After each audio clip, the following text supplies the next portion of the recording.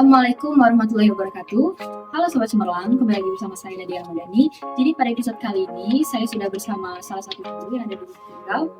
Silakan Bapak perkenalkan. Ya, saya perkenalkan bahwa saya Suhardi SPD, guru dari Muara Kati Baru 2, Kecamatan TPK Musirawas.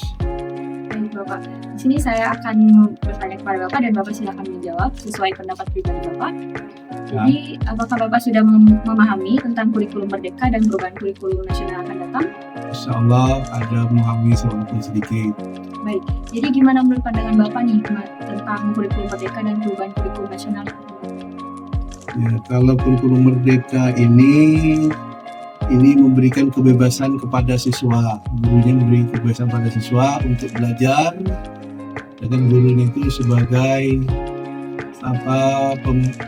pembimbing kalau ada muridnya mendapat kesulitan, gurunya membantu murid yang sedang belajar.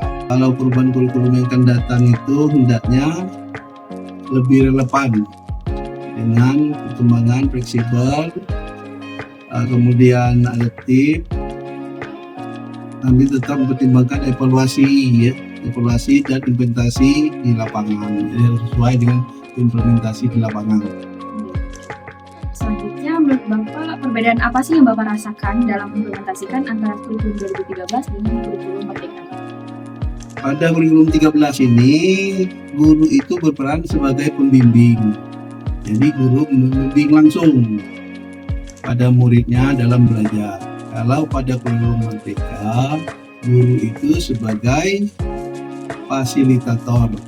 Jadi murid itu belajar, apabila murid mendapat kendala dalam belajar, guru membimbingnya, memfasilitator supaya anak lebih mengerti dalam belajar. Kemudian pendekatannya, kalau di kurikulum Merdeka pendekatannya tematik, 13 ini tematik, jadi dia berbasis tema, kompetensi dengan pendekatan saintifik. Kalau pada kurikulum Merdeka berbasis proyek, jadi anak itu bekerja sendiri membuat sesuatu sesuai dengan minat dan kebutuhan, disesuaikan dengan minat mereka, dengan kemampuan mereka. Kira-kira.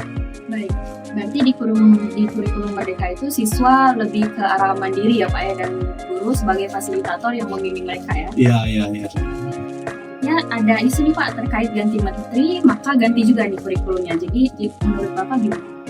Ini merupakan resah guru dalam mempelajari kurikulum. Kadang-kadang mempelajari kurikulum sesuatu belum tuntas, sudah dapat kurikulum yang baru. Jadi guru itu susah memahaminya, kurang paham, sudah berganti kurikulum yang baru. Jadi resah bagi guru itu.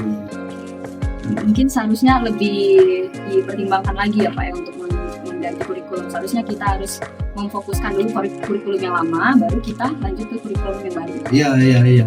Kalau sudah ngerti, sudah agak paham yang lama tentang pembelajarannya, anaknya, dan cara penilaiannya, mungkin itu sudah berbekas, mungkin kita ganti dengan kurikulum yang lain.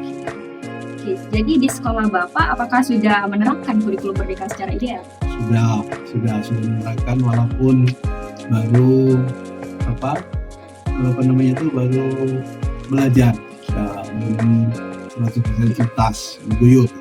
Jadi tema apa nih Pak yang sering diimplementasikan pada kurikulum Merdeka di sekolah Bapak?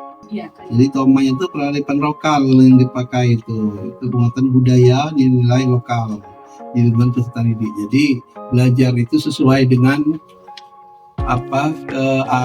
kearifan lokal itu, budaya daerah. Jadi disesuaikan dengan daerahnya belajarnya, supaya anak itu mudah menanggapi pelajaran di sekolah. Oke, jadi memahami lingkungan di sekitar ya Pak? Iya. Oke, selanjutnya apakah Bapak pernah mengikuti pelatihan kurikulum Merdeka?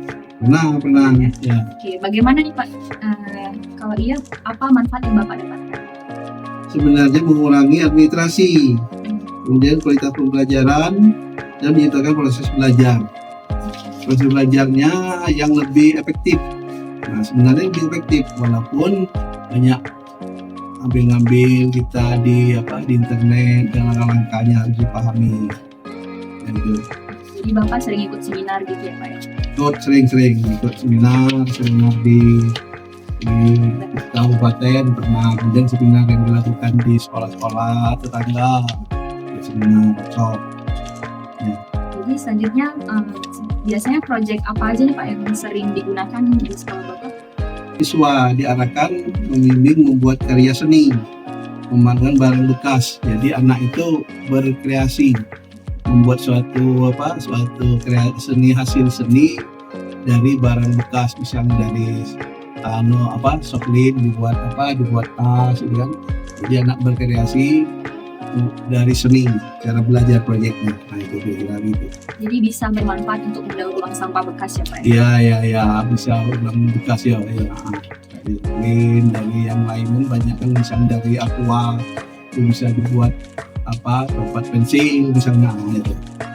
Terkait dengan profil pelajar Pancasila, profil mana nih Pak yang lebih intens diimplementasikan dalam pembelajaran? Profilnya ini diarahkan siswa itu berakhlak mandiri, berakhlak mulia dan mandiri. Jadi dia berakhlak mulia, kemudian mereka ini bisa mandiri, bekerja sendiri ya. Dan akhlaknya mulia itu ya baik dengan ketuhanan, kepada Tuhan, hormat kepada orang tua dan guru gitu. Ya itu kan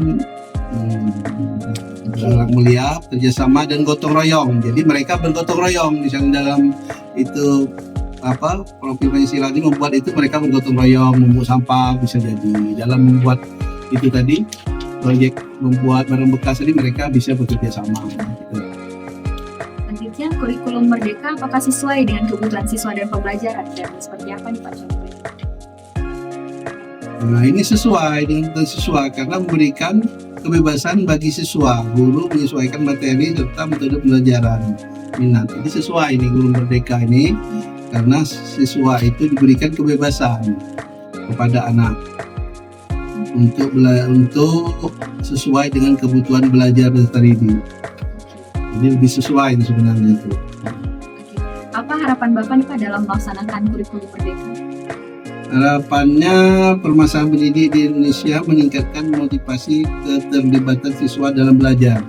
Jadi siswa itu diharapkan lebih terlibat, lebih berkomunikasi dengan guru, dengan pelajaran. Itu kalau itu mereka itu lebih berkomunikasi lagi. Lebih berperan aktif. Berperan aktif ya. Di dalam kata ini berperan aktif lah. Selanjutnya, bagaimana nih Pak Bapak memasukkan unsur literasi saintifik HOTS P5 pada keterampilan abad 21 di dalam modul yang Bapak buat?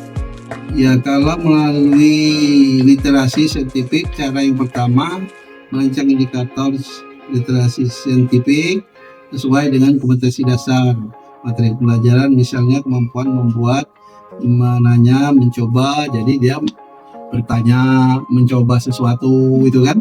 Nah, itu kemudian mengelola informasi. Jadi mereka harus mengelola informasi yang ada di pelajaran. Dia harus bisa menelaah. Jadi apabila kurang dipahami, guru dapat memfasilitasi anak-anak yang lambat atau lamban dalam menanggapi pelajaran. Bisa membimbing anak. Ya. Selanjutnya apa saran dan pesan nih Pak mengenai kurikulum yang ada di Indonesia? Kurikulum itu kalau bisa sesuai dengan kondisi daerah, ya, supaya anak itu lebih memahami dalam pelajaran. Kalau kurikulum sama dengan keadaan daerahnya, misalnya daerahnya di lingkungan sungai, misalnya. Jadi misalkan materi-materi itu ada hubungannya dengan sungai, supaya anak itu lebih berkesan dalam pembelajaran di pemikiran anak-anak itu. Oke, terima kasih Bapak atas sesi interviewnya. Terima kasih karena sudah menerima saya di briefing di sini, dan mohon maaf jika ada salah kata atau salah ucapan saya yang tidak menyenangkan Bapak. Oke, juga kami dari pihak sekolah yang Marakatul 2 terima kasih atas kunjungannya. Mudah-mudahan guru-guru di sini lebih berperan aktif lagi dalam pengelolaan kurikulum sehingga anak-anaknya lebih dapat memahami dalam menanggapi pelajaran yang diberikan oleh guru. Terima kasih kepada anak yang dari SDKIP dapat berguna kepada kami. Baik, terima kasih Bapak. Saya akhiri, wabillahi taufiq wal hidayah. Wassalamualaikum warahmatullahi wabarakatuh. Waalaikumsalam warahmatullahi wabarakatuh.